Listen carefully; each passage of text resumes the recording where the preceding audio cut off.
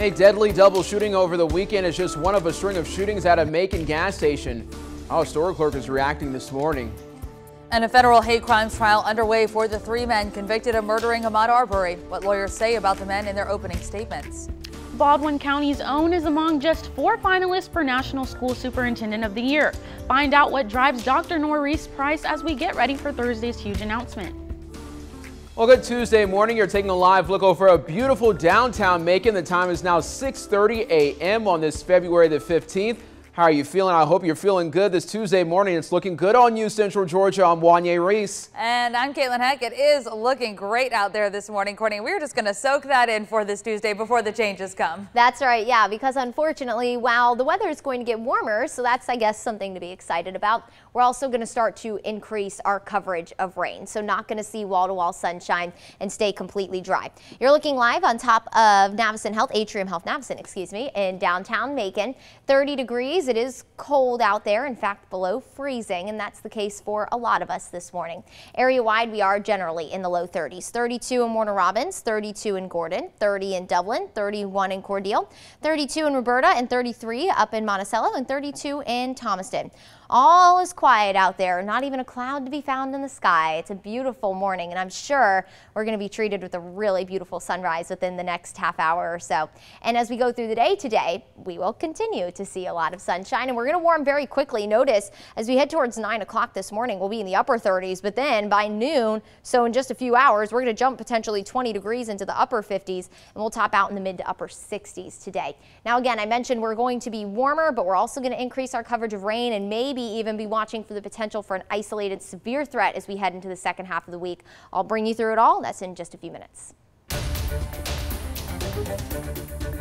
It said somebody's in the car shot. So I dialed 911. I walked to the door and I heard somebody hollering, "Help me."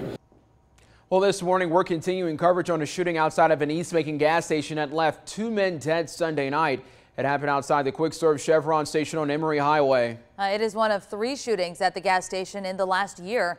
The Bibb County Sheriff's Office says Sunday night deputies found Trey Smith and DeBarius Sanford shot in a car in the gas station's parking lot.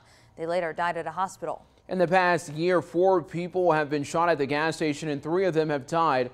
The store clerk that you just heard from says she was also working during the April homicide of last year. I was pulling up in the parking lot to come clear out the parking lot because it was so many people out there. An East Macon man whose friend died last year from a shooting at the gas station says he wants to see change in the community.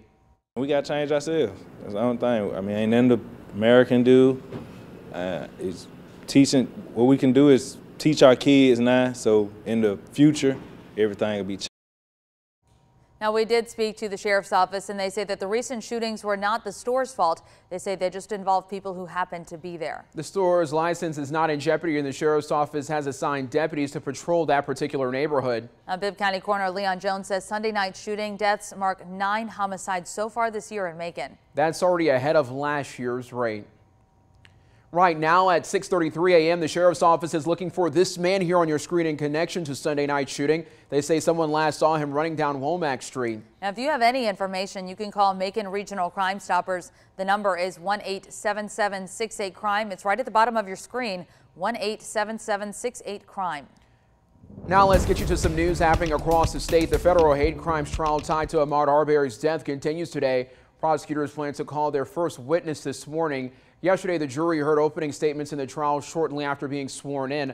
A federal prosecutor says the 3 men convicted of murdering Arbery all expressed negative views towards black people and used racist slurs in the past. Defense attorneys for father and son Gregory and Travis McMichael, along with William Roddy Bryant, acknowledged their clients have used offensive racial language, but they insist evidence will show Arbery wasn't chased and murdered because he was black. Well, parents may be a step closer to making the decision on their child masking up in school. Governor Brian Kemp introduced a bill yesterday that would put the choice in parents' hands. The governor and his floor leader, State Senator Clint Dixon, shared copies of the proposed Unmask Georgia Students Act. The bill gives parents and guardians the right to opt kids out of school mask requirements without having to give a reason. It also prohibits students from getting any disciplinary or academic consequences if they choose to opt out. The bill is in the early stages and does still need to make it through the State House and Senate and also get Governor Kemp's signature before it would take effect. Well, you could soon see an Atlanta suburb become its own city. Yesterday, the Georgia House gave final approval to letting people in East Cobb vote on that. The proposal now heads to Governor Kemp for his approval or veto. Supporters say cityhood would bring government closer to the people and give those in East Cobb greater control over development. Opponents question the need for the city and raise concerns about the costs. If the governor does approve it, East Cobb voters would decide on forming a city in May. And in election news in the Peach State, voting at the polls may soon come with more physical security. That's what the head of Georgia's elections is asking the state for with the upcoming elections.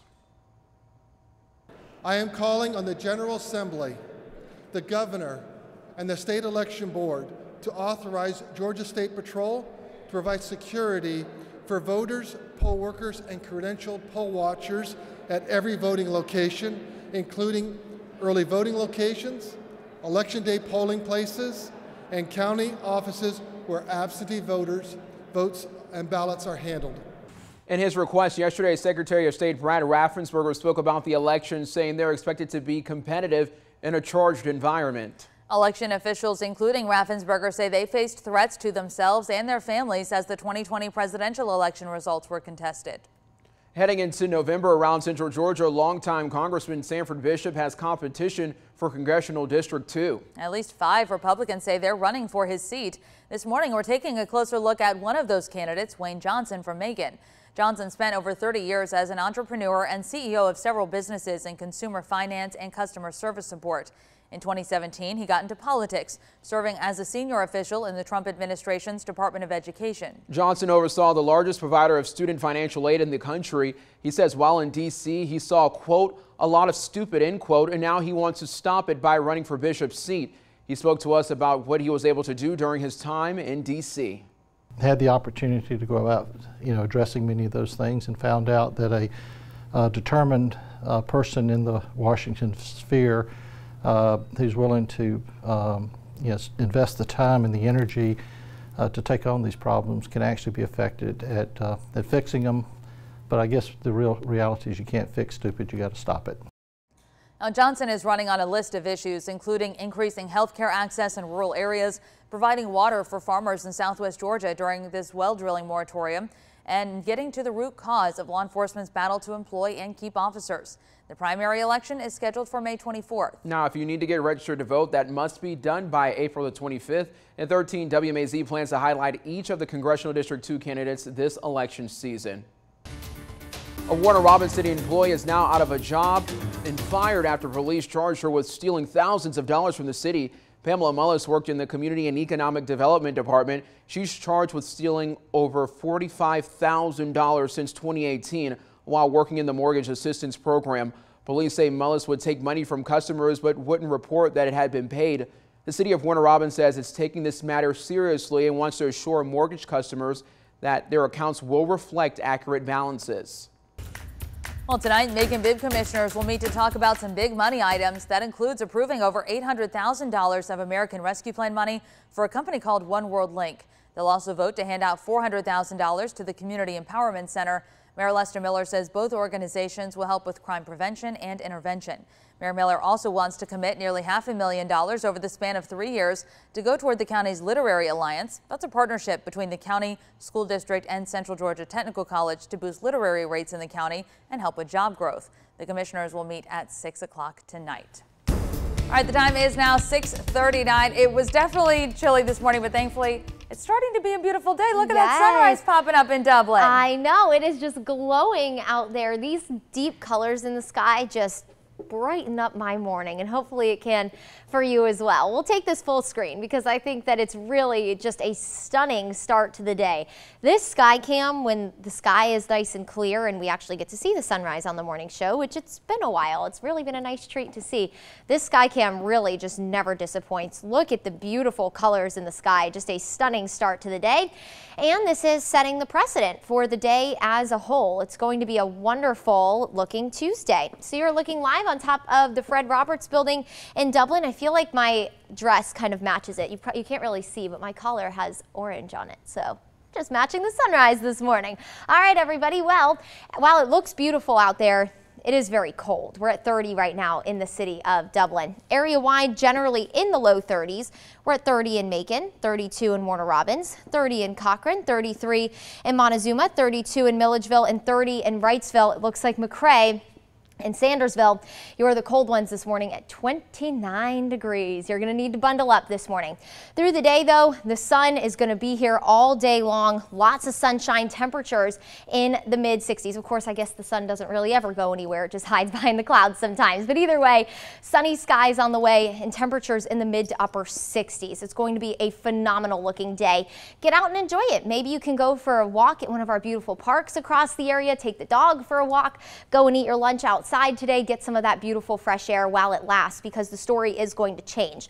High pressure in control today, but our wind is going to change directions from out of the east. Of course, what's off to our east?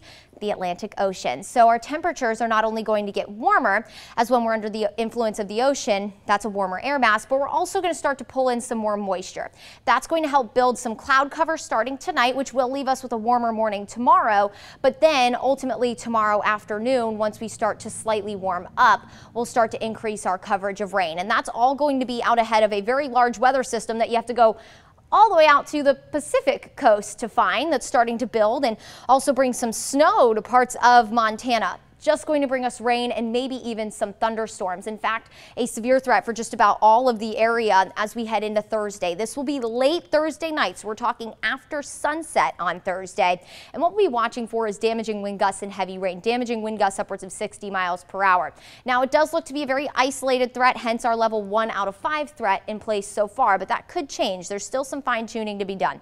Starting tomorrow again, we pull in that moisture, allows for just on and off light showers starting in the late morning into the evening hours. Here comes that front as we head into 8 o'clock, pushing into northwest Georgia. So what does that mean for us? It'll move in as we head closer to the midnight hour. The North American model, which is what you're looking at here, moves it in Friday morning. This leads to the potential for maybe a slightly greater severe threat for us, but overall the models still are differing in intensity. Either way, looks like an isolated threat for us for now, but we're still going to monitor the progression. There's still some fine tuning to be done. Just know we'll be looking ahead to quite the stormy end to the week, and then we'll be dry through the weekend.